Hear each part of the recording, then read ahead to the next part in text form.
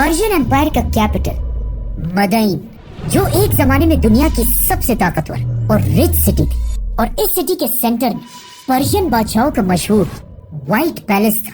और इसी महल के अंदर पूरे पर्शियन एम्पायर के खजाने पड़े हुए थे।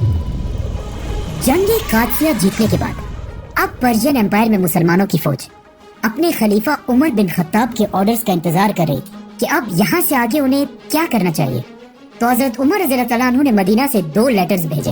रोमन एम्पायर की फौज को जेरूसलम की तरफ जाने का हुक्म दिया और पर्शियन एम्पायर की फौज को ऑर्डर्स दिए कि अब तुम लोगों ने तब तक नहीं रुकना जब तक इस एम्पायर के कैपिटल मदाइन को फतह ना कर लो। तो मुसलमानों की फौज साद बिन अबी वकास की लीडरशिप में फुल स्पीड पर्शियन एम्पायर के कैपिटल की तरफ बढ़ने लगी और मुसलमान 100% श्योर थे कि वो इस सिटी को जरूर फतह करेंगे, क्योंकि इस सिटी के फतह के बारे में इस सब से बहुत साल पहले रसूलुल्लाह सल्लल्लाहु अलैहि वसल्लम ने पहले ही बता दिया था। जब रसूलुल्लाह सल्लल्लाहु अलैहि वसल्लम मक्का वालों के बहुत जुल्म के बावजूद उन्हें इस्लाम की तरफ बुला रहे थे, लेकिन अब आप सल्लल्लाहु अलैहि वसल्लम के चाचा अबू तालिब की वफात के बाद अब उनके लिए मक्का में रहना बहुत ही डेंजरस था। तो आप सल्लल्लाहु अलैहि वसल्लम मजबूरन अबू बकर रज़ियल्लाहु अन्हु के साथ मक्का से छुपकर मदीना की तरफ रवाना हुए। और उनके जाते ही मक्का के लीडर अबू सुफियान ने ये ऐलान किया कि जो भी इन्हें जिंदा या मुर्दा हमारे पास लेकर आएगा उसे हम 100 ऊंटों का इनाम देंगे। अब जब आप सल्लल्लाहु अलैहि वसल्लम और हजरत अबू बकर रास्ते में थे तो इन्हीं 100 ऊंटों की लालच में एक आदमी सुराका बिन मालिक इनका पीछा करने लगा। लेकिन जैसे ही सुराका उनके करीब पहुंचा तो उसका घोड़ा अचानक रुक गया और उसकी बहुत कोशिश के बाद भी वो घोड़ा अपनी जगह से नहीं हिला। आखिर आप सल्लल्लाहु अलैहि वसल्लम ने उसकी तरफ मुड़ कर देखा और कहा, सुराका, वो क्या दिन होगा कि पर्शियन बादशाह के कंगन ब्रेसलेट्स तुम्हारे हाथों में पहनाए जाएंगे।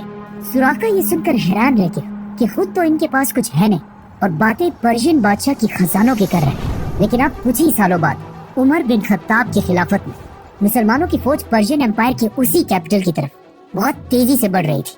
लेकिन पर्शियन एम्पायर के कैपिटल मदाइन को फतह करना कोई आसान काम नहीं था, क्योंकि कादसिया के मैदान से जितनी फौज भाग कर आई थी वो इसी किले में मौजूद थी। और इस पूरी पर्शियन एम्पायर का यंग बादशाह यज़दिगर्द भी इसी शहर में अपनी व्हाइट पैलेस के अंदर बैठा हुआ था।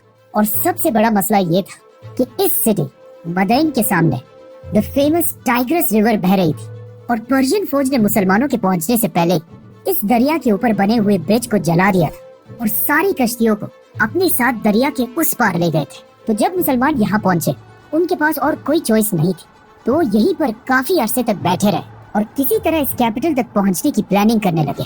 नाउ पर्शियन बादशाह ये सब इसलिए कर रहा था ताकि वो इस सिटी के सारे खजानों को जमा करके यहाँ से भाग जाए और मुसलमानों के हाथ यहाँ कुछ भी ना है। जाने से पहले यज़दिगर्द ने मुसलमानों के जनरल साद बिन अबी वकास की तरफ ये ऑफर भेजी कि अब तुम लोग और बस करो, अब तक जितने इलाके तुम लोग फतह कर चुके हो वो सब तुम्हारे हुए और अब बस हमें और आराम से रहने दो।